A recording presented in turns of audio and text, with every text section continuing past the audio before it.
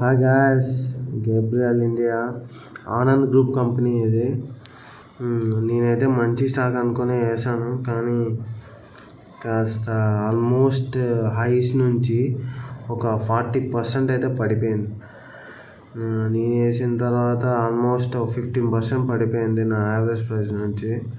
మరి స్టాక్ ఇలానే ఉంచాలో లేదో కూడా నాకు అర్థం అవ్వట్లా. మరి ఇప్పుడు దీని ఫండమెంటల్స్ ఒకసారి చూద్దాము. గో ఇండియా స్టాక్స్ అని ఒక వెబ్సైట్ ఉందండి. దీంట్లో చాలా ఇన్ డీటెయిల్గా ఫండమెంటల్స్, టెక్నికల్ అనాలిసిస్ అనేది మనకు చూపిస్తుంది. చాలా జెన్యున్ సైట్. ఇక్కడ చూడండి, 86% బై చేయమని ఇచ్చారు అనలిస్ట్. అలాగే ప్రైస్ టార్గెట్ కూడా 475 ఉంది.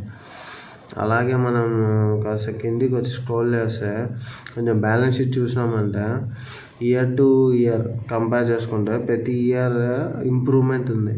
అంటే ఎక్కడ కూడా ఇది రెడ్యూస్ అయింది, సేల్స్ పడిపోయానికి లేదు. ప్రతి ఇయర్ కూడా సేల్స్ బై సేల్స్ పెంచుకుంటూనే వెళ్తూ ఉంది. ఇప్పుడు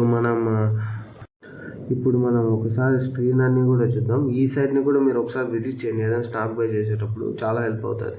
ఇప్పుడు స్క్రీన్లో చూసామంటే ఇది ఆనంద్ గ్రూప్ కంపెనీ, చాలా ఎస్టాబ్లిష్డ్ కంపెనీ ఇది.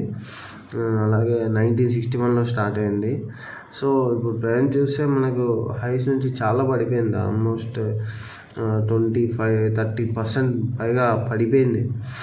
కానీ మనం సేల్స్ గ్రోత్ అవన్నీ చూసుకుంటే చాలా బాగుంది. నెట్ ప్రాఫిట్ కూడా బాగుంది, ఎక్కడ తగ్గలేదు. క్వార్టర్లీ సేల్స్ కూడా ఇంప్రూవ్ అయినాయి వేరే చూసుకుంటే. అయినా కూడా పడిపోయింది. ఎందుకు పడిపోయింది అన్న రీజన్ని చూస్తే ఎందుకు పడిపోయింది అనే రీజన్ని మనం కానీ చూస్తే ఇక్కడ మనకు నెట్ ప్రాఫిట్ క్వార్టర్ నెట్ ప్రాఫిట్లో కొంచెం డిఫరెన్స్ అయితే వచ్చిందండి. ఆల్మోస్ట్ ఇక్కడ చూడండి, సెప్టెంబర్ కంపేర్ చేస్తే 47-43, అంటే అక్కడ ఒక్కటి కొంచెం మైనర్ డిఫరెన్స్ అయితే వచ్చింది. అదేం పర్లేదు. కానీ మనం ఇయర్ ఆన్ ఇయర్ చూసుకుంటే మాత్రం ప్రాఫిట్స్ చాలా బాగున్నాయి. అందులో కూడా మనకు కొంచెం కిందకి స్క్రోల్ చేస్తే ప్రమోటర్స్ చూడండి, 55% ప్రమోటర్స్ ఉన్నారు. చాలా హెల్తీ ప్రమోటర్స్. అలాగే డిఐస్ మ్యూచువల్ ఫండ్స్ వాళ్ళు కూడా దీంట్లో షేర్ ఇంక్రీజ్ చేసుకుంటూనే పోతున్నారు. పబ్లిక్ దగ్గర షేర్స్ కూడా తక్కువ. సో దీనికి స్టాక్కి డిమాండ్ ఉందని నేను అనుకుంటున్నాను. మరి మీరేమనుకుంటున్నారో కింద కామెంట్ చేయండి ఈ స్టాక్ గురించి.